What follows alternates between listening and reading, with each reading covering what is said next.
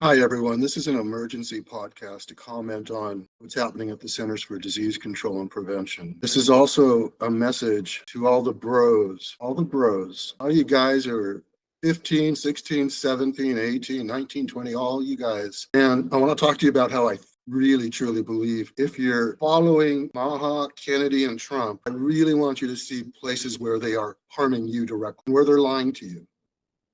And I want to talk to you about Robert F. Kennedy Jr., that snake oil salesman. I guess I'll start with him. I run the Healthy Living Foundation, a California nonprofit, and we take on the largest corporations in the United States who are not disclosing hidden chemical toxins in their consumer products, including foods and beverages. We've won cases against companies like Procter & Gamble, Walmart, Amazon, Whole Foods, and many others. We have won more cases, no doubt, and been involved in more litigation than RFK's groups. And we've changed things. Today, for example, when you buy a bottle of herbal essences or Pantene shampoos, because of our litigation and the fact that we won in 2010 against Procter & Gamble, the amount of a cancer-causing chemical called dioxane has been reduced by over 90%. We test, we know. So I'm really dealing with facts and truth. And we litigate, and we have to deal with facts and truth because we're in court, and that's what it demands. What's happening now at the Centers for Disease Control and Prevention, the CDC, is going to hurt people. This same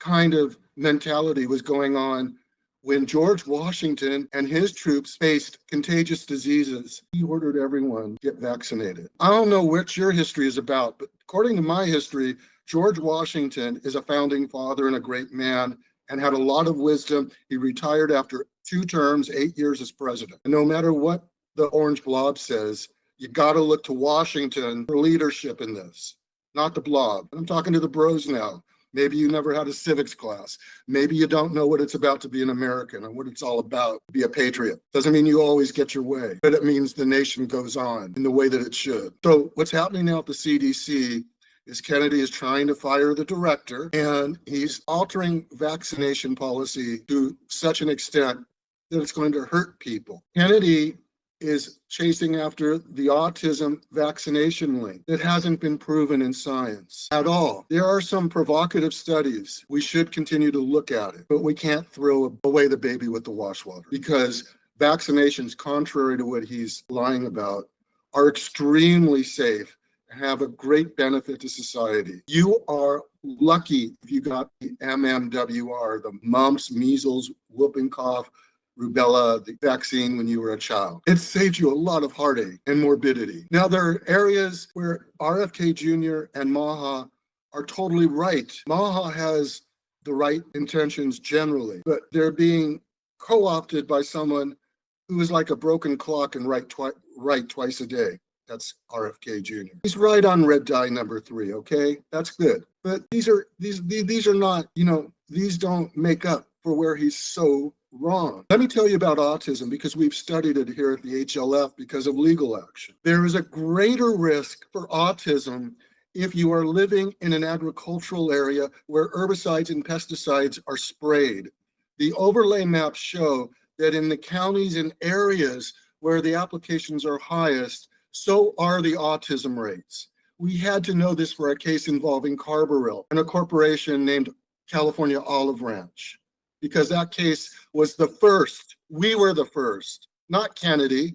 We were the first to get carbaryl stopped from being used on olive oil products by the largest private producer in the country, California Olive Ranch. We did litigation, and we got a consent judgment. We won that case. They stopped using it. It's going to reduce risk of autism. It's not using some red herring like vaccinations because the guy's wacko and eats bear meat and hides bears in Central Park that are dead. You're listening to this idiot? Grow up. Get some wisdom. Maybe you're 24 and you're not that smart. I'm not that smart and I'm older than you. But you got to learn something from life, dude. Okay? So, there are real causes of autism that are in the environment that have to deal with herbicides and pesticides and other chemical toxins. There was a chemical toxin in vaccinations in the early 2000s, and I, as a father, was aware of that. And I made sure that the vaccinations my kids got were without thimerosal,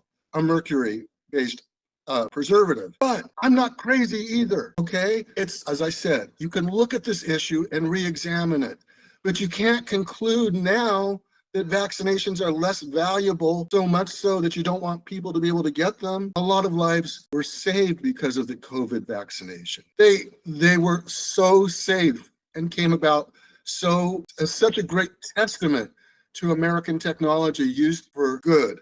Now, it doesn't mean that there's no risk. Everything has a risk. We know that technology is risk benefit. If you create something new, you're going to have to look at the side effects, the collateral damage. We know that. As I said before, we don't throw the baby out with the bathwater. So what's going on there and what he's leading is wrong. I want to talk to moms across America. This is a large group. They do a lot of great work. But for those individuals who think, like Kennedy does, that going up the vaccination trail will lead to the cure for autism, you got to get your head out of the ground. That's not where it's at. As I said, we can study it, but we can't throw the baby out with the bathwater for the third time. So yeah, we got to get glyphosate out of the food supply. That will probably do more for kids' health than hurting people by taking away their rights to have vaccines and by taking away the great minds of our country in research and science.